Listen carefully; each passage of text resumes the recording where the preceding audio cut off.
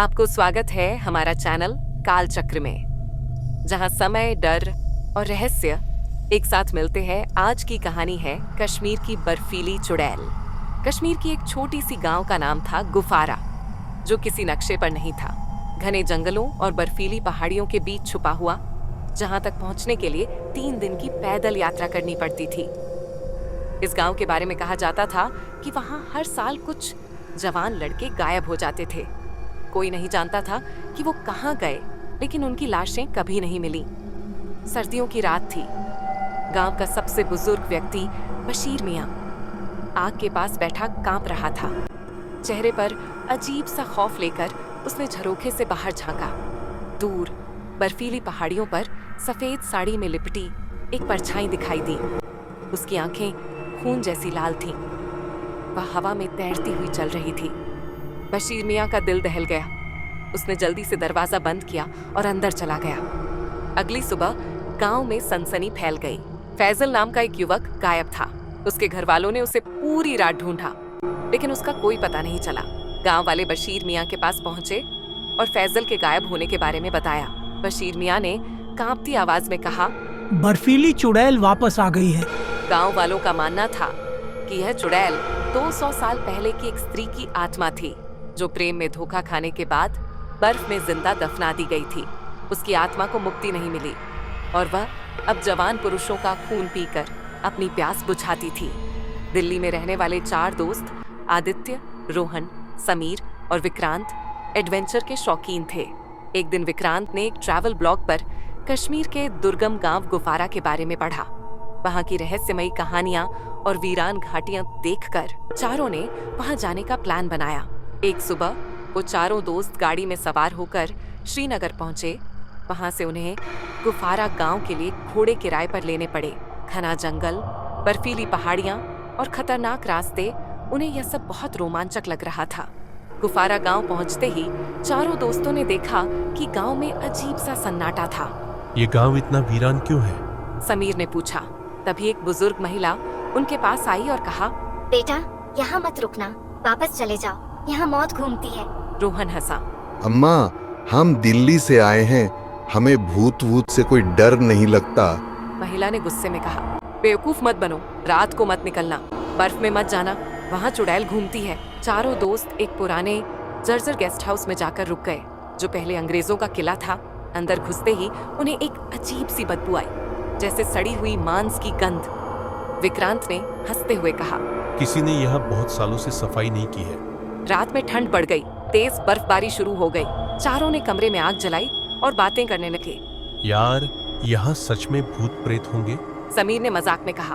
अगर होंगे भी तो हम उनका वीडियो बना देंगे। आदित्य ने हंसते हुए कहा। रात के करीब 2 बजे अचानक कमरे में खिड़की अपने आप खुल गई। तेज बर्फीली हवा अंदर आने लगी। विक्रांत ने खिड़की बंद करने की कोशिश की, लेकिन तभी उसे एक सफेद परछाई बाहर दिखाई दी। उसकी आंखें लाल थीं और चेहरे पर भयानक मुस्कान थी। विक्रांत चीख पड़ा, कोई है बाहर? लेकिन जैसे ही रोहन ने बाहर झांका, वहां कुछ भी नहीं था। रात के 3 बजे गेस्ट हाउस के गलियारों में ठंडी हवाएं सरसराने लगीं। आदित्य की नींद अचानक खुली।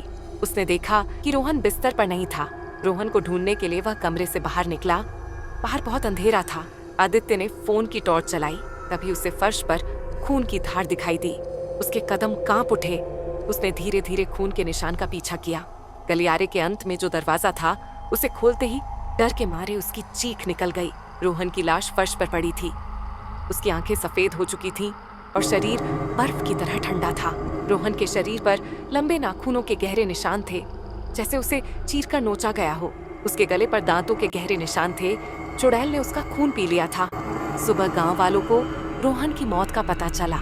बशीर मियां ने कांपती आवाज में कहा, अब यह चुड़ैल तुम तीनों को तब तक नहीं छोड़ेगी जब तक तुम लोगों का खून नहीं पी लेती। गांव का एक साधु भैरवनाथ, जो गांव के मंदिर में साधना करता था, वहां पहुंचा। उसने आदित्य के माथे पर हाथ रखा और कहा, तुम लोग उस शापित आत्मा से टकरा गए हो, अब वह तुम्हें नहीं छोड़ेगी। रात होते ही गांव के मंदिर में भैरवनाथ साधना करना शुरू किया। तीनों दोस्त मंदिर में छुपे थे। बाहर बर्फीली आंधी चल रही थी। तभी हवा में एक स्त्री की आवाज गूंज उठी, आदित्य, बाहर आओ। आदित्य को लगा उसका माँ आवाज दे रही है। वह मंत्रमुग्ध होकर बाहर जाने लगा। साधु ने उसे रोकने की कोशिश की, लेकिन वह चुड़ैल के सम्मोहन में था। आदित्य बाहर निकलकर जैसे ही वह बर्फ में उतरा, चुड़ैल ने उसकी गर्दन पकड़ ली। उसके नाखूनों ने आदित्य की चमड़ी चीर डाली और वह दर्द से चीखने लगा। समीर और विक्रांत ने उसे बचाने की कोशिश की, लेकिन बचा नहीं पाया। चुड़ैल आदित्य को मारकर हवा में उड़ गई। उसकी हंसी इतनी डरावनी थी कि वहां मौजूद सबके रोंगटे खड़े हो गए। भैरवनाथ ने एक पुरानी किताब से चुड़ैल के अतीत का रहस्य बताया। 200 साल पहले की बात है। नूरजहां नाम की एक खूबसूरत युवती को उसके प्रेमी हसन ने धोखा देकर उसकी बहन से शादी कर ली थी। गुस्से में नूरजहां ने आत्महत्या करने से पहले कसम खाई थी, मैं तुम्हारा खून पी जाऊंगी, तुम्हारी हर संतान को मार दूंगी। गांव वालों ने उसे बर्फ में दफना दिया था, लेकिन उसकी आत्मा को मुक्ति नहीं मिली। अब हर साल सर्दी में वह बाहर निकलकर जवान लड़कों का खून पीती थी। भैरवनाथ ने पवित्र अग्नि जलाई और उसमें चुड़ैल को बांधने की कोशिश की, लेकिन चुड़ैल हवा में उड़ती रही और विक्रांत को पकड़ लिया। उसने विक्रांत की छाती चीर दी और उसका खून पी लिया।